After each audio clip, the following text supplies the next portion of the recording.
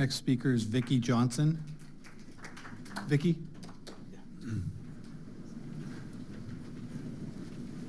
Welcome. Good evening, City Council, Mayor, Vice Mayor. My name is Vicki Johnson, and I am a monitor of the Orange County Power Authority because I lived in Irvine when it started, and OCPA targeted my retirement community, Laguna Woods. And I have a handout, it should be passed out to you. Hopefully you review that. The Orange County Power Authority has ended the 3% discount off of SCE. In 2026, OCPA will not offer a discount on SCE for any of its rates. OCPA stated their rates will be about 12 to 16% higher than SCE, and it works out to about $20 more for an average resident. OCPA has steadily lost millions since Fountain Valley joined in November of 2024. Their reserves are down by half since then, from 90 million to 40 million. So OCPA raised its prices over 13% in October. An Irvine City Council member and former OCA board member said this hike is predatory. On January 1st, in contrast, SCE lowered its rates 3%. Now, only Fountain Valley has joined OCPA since OCPA started in 2022. 3 initial members exited, and other cities OCPA has targeted did not join. A few months ago, October 2025, Costa Mesa's Finance Committee recommended not joining OCPA to wait for OCPA to mature and get stronger financially, and they expressed concerns about affordability. Friction with Irvine continues. The latest California Energy Commission reports states that OCPA's emissions were nearly twice of that of SCE for the service tier that Fountain Valley chose, which is called Basic Choice. Now, OCPA is not offering any financial or environmental benefits for your residents or businesses. What's this 12 to 16% price rate hike going to cost the city? How about your budget? How are residents going to feel when they find out all of them have to join OCPA in October? I recommend that you agendize a vote to exit OCPA now before service starts. Now, that's what the County of Orange did. They joined, but then they exited before service started because they saw OCPA was in trouble.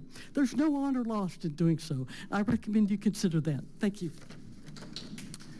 Mike Rao.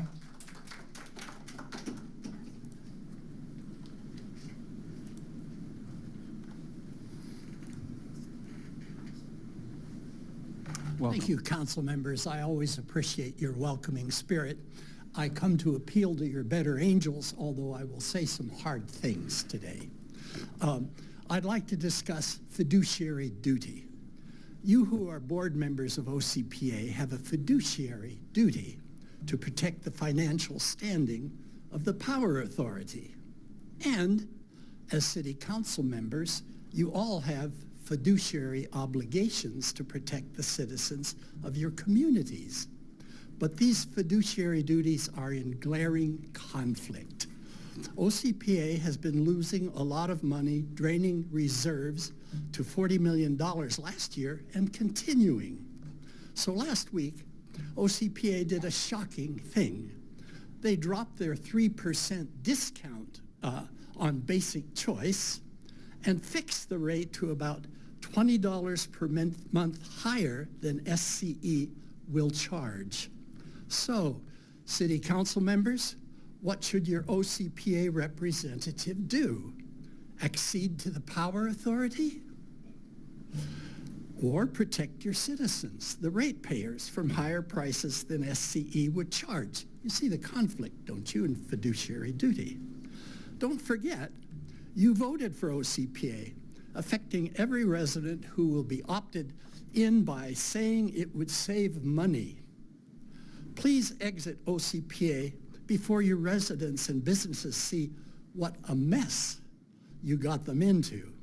A $20 per month rate hike on electricity will not be politically popular. As Vicki said before, please agendize please agendize discussion of OCPA's financial impacts and consider exiting soon. Thank you. Mr. Mayor, I think it would be appropriate at this time. I'm planning on giving this in my AB 1234 comment as the city representative for OCPA, but I think it might pertain better if we do it now, if that's Yes, okay. sure, you have the floor. Thank you. So at the last OCPA meeting, we voted to hold our rates steady. We are not raising rates at all. We're basing it based on what the 2025 rate is. In the last meeting, we had speakers who came up and were concerned that our price went up 13 cents or 13%. And what we do is we follow OCPA. So, I'm sorry, we follow Southern California Edison. So Southern California Edison raised their price, and since we were 3% below, we raised our price too. And what was happening is Southern California Edison has changed their rates approximately 6 times per year. And it's like a roller coaster. And every time they change the rates, OCPA changed the rates right in line with it. So what I felt was better is let's take the rate that we have right now and let's hold it for all throughout 2026. So if the rate goes up on the next rate increase 20% or 18% like it did last time, OCPA is going to stay flat through the year. So the price you're paying will be the price that you pay for the entire year. It is correct that Southern California Edison in January did reduce their price. It's my expectation, and I think what we've seen over history is that in their next price increase in 2 months or a month and a half from now, it's going to go back up, but we're going to hold steady throughout the year. So the price you're paying is the price that you're going to pay for the entire year. The other thing we talked about, we set the budget for the year. We expect a break-even budget for the year. So that's kind of what we set the goal for. I also have some information that they provided on what OCPA does besides provide green energy and besides providing competitive rates. It's what they do for the community. So again, OCPA is a not-for-profit entity. And what they do with profits or with any excess that they do get is they invest back in the community. And here's a few of the things that they did. So they had some pilot programs. They gave out rebates for 47 e-bikes, 204 free level 2 EV chargers, and sent out 48 approvals for a $1,000 rebate on residential battery storage. Again, green energy, it's the rebates and programs they invest back into the community. They've also given out almost 1,500 free energy efficiency kits and given away over $300,000 in grants to community-based organizations. I see a lot of people here from the various nonprofits in our community, and you could see OCPA is investing back in our nonprofits for community events. And then next month, staff will preview a new program that specifically supports renters with portable heat pumps and portable batteries to help them save on at-home energy cost. They're also doing a green discount program that should be approximately 10% lower than Edison for those that are in need.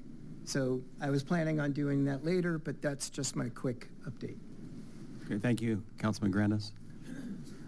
Councilman Bowie? Yeah, Mr. Mayor, since I'm an alternate on this subject matter as well, if he brings it up, I just want to bring out a few points. It is absolutely true that OCPA have done a phenomenal job as giving back to the community. It's not this community, but any community that they're participating in. But we were, we always believe choice is always good for the community, right? And OCPA, when they came on board, that was a choice for people to either stay with Edison or opt in with OCPA. The question here is, as the current rate, like Councilman Grandis has said, that currently we'll be paying 12% higher. So the question is, if we are paying 12% higher because we no longer have the discount, then at that point, then all the residents should not be mandated to be put into OCPA. They would have a choice to opt in, not mandated. Currently, the way it's set is, when we roll out, you will be automatically rolled in and pay high tiers. The reason for having OCPA is capitalism, right? You understand? You have two entities compete for the business. So Edison understand there's a competition, so it brings down the price. We So want to make sure the comments stay brief because this is a non-agenda Understand. item. So I understand. I'm just putting the point why Edison bring down the price, is because they understand OCPA is going to take a market share. So they become a competition for Edison. So they work their way around. So my point is, if that's the case, then the residents should have a choice to opt in. Not being forced by it, then you have to opt out. And most people may not know how to opt out. That was my point. So just to clarify, state law states that everybody must be placed in, and then you opt out. So I know you're the alternate, but you must not attend the meeting. Well, you don't attend the meetings, but you have, it's state law. we really don't want to have a back and forth on this item. Yeah. I just want to clarify the erroneous information he provided. Okay, thank you. Are there any other